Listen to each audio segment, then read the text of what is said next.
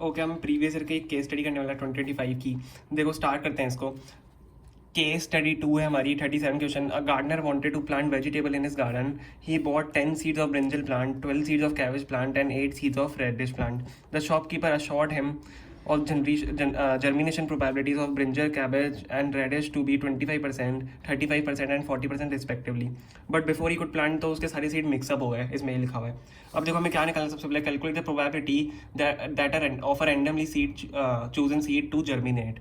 देखो इसमें हम क्या करेंगे। सबसे पहले हमने, देखो मैं आपके लिए पहले से यहाँ पे लिख के रखा हुआ है। मैंने क्या लिखा है, ई डिनोट द इवेंट,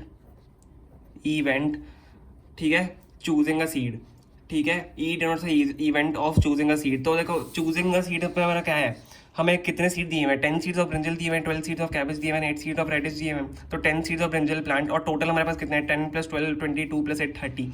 तो देखो इवन आपका क्या हो गया, E denotes the event of choosing a seed. तो हमें देखो यहाँ पे ब्रिंजल के दिए हुए 10 सीड्स, तो 10/30 की प्रोबेबिलिटी हो गई, प्रोबेबिलिटी ऑफ इवन, ठीक है। हमें यहाँ पे दिए मैं कैबेज के 12 सीड्स, तो आपका 12/30 हो गया।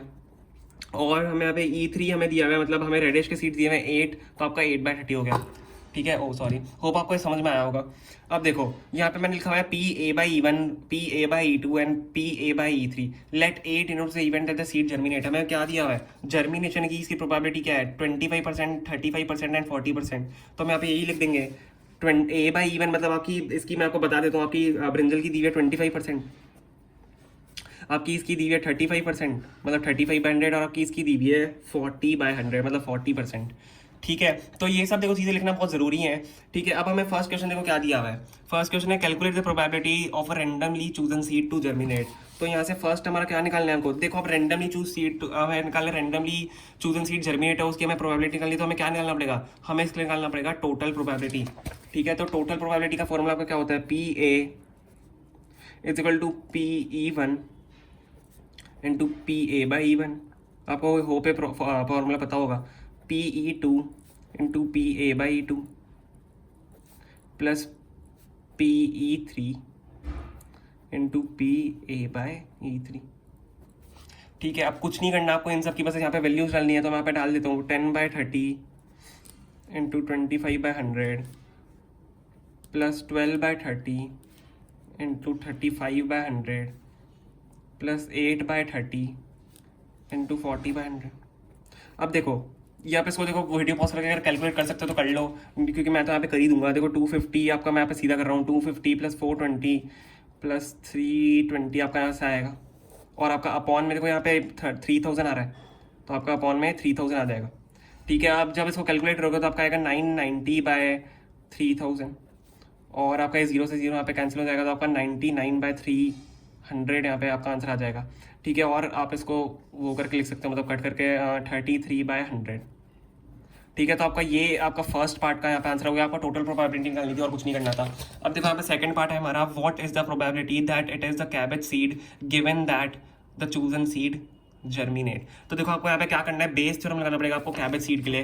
कैबेज सीड आपका यहाँ पे दिया हुआ है और हमें क्या निकालना है, given that the seed chosen seed germinate. तो जर्मिनेट होने की आपकी प्रोबेबिलिटी की क्या है, कैबेज आपका सेकंड वाला है, कैबेज की आपकी जनरेशन होने की प्रोबेबिलिटी है 35/100, और आपका कैबेज सीड है 12/30 की हमने जो चूज किया है सीड, उसकी प्रोबेबिलिटी। तो आपको क्या निकालना पड़ेगा, आपको यहाँ पे आपको बेस थ्योरम निकालना पड़ेगा।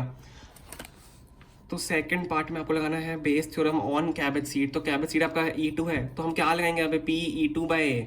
आपको ये निकालना है, ठीक है। आपको होप समझ में आएगा। इसकी आपका फॉर्मूला क्या होता है, PE2 इंटू PA/E2 अपॉन आपकी यहाँ से देखो टोटल प्रोबेबिलिटी आ जाएगी, अपॉन आपकी टोटल प्रोबेबिलिटी होती है, तो टोटल प्रोबेबिलिटी को मैं PA लिख दूंगा यहाँ पे, अपॉन टोटल प्रोबेबिलिटी आपकी बेस थ्योरम हो जाएगा। तो आपका बेस थ्योरम यहाँ से क्या निकल जाएगा, देखो PE2 इंटू PA/E2 आपका क्या है 12/30, ये आपका है 12/30 इंटू 35/100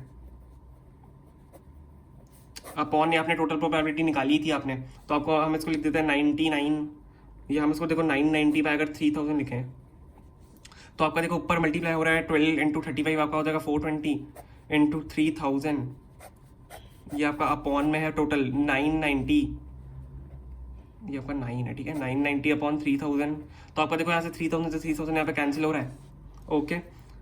एंड आपका यहाँ पे आ गया 420 अपॉन 990, ये एक 0 से 0 गया, आपका आ गया है 42/100, 99 और आप इसको लिख सकते हो 14/33 आपका यहाँ से ये PE2/A का आपका यहाँ से आंसर आ गया। मतलब probability that it is a cabbage seed given that the chosen seed germinate की आपकी ये यहाँ से आंसर आ गया। और ये आपका टोटल प्रोबेबिलिटी का यहाँ पे आंसर था। देखो टोटल प्रोबेबिलिटी सबसे पहले पूछते हैं ताकि आपको यहाँ पे आसानी हो जाए, क्योंकि नीचे आप पूरा फिर वापस से करोगे। अगर आपको ये टोटल प्रोबेबिलिटी निकालने के लिए नहीं दिया हो तो आपको एक बार कैलकुलेट करना है, फिर सेकंड क्वेश्चन में आपका ये वापस आराम से यूज़ आ जाएगा, आपको कोई मेहनत करने की जरूरत नहीं पड़ेगी। तो हमारा यही इसका आंसर था, यही हमारी केस स्टडी थी। 2-2 मार्क्स का है, ये 2 मार्क्स का है और ये 2 मार्क्स का। देखो बहुत ईजी था ये क्वेश्चन, तो आपका ये केस स्टडी यहाँ से कंप्लीट हो जाती है।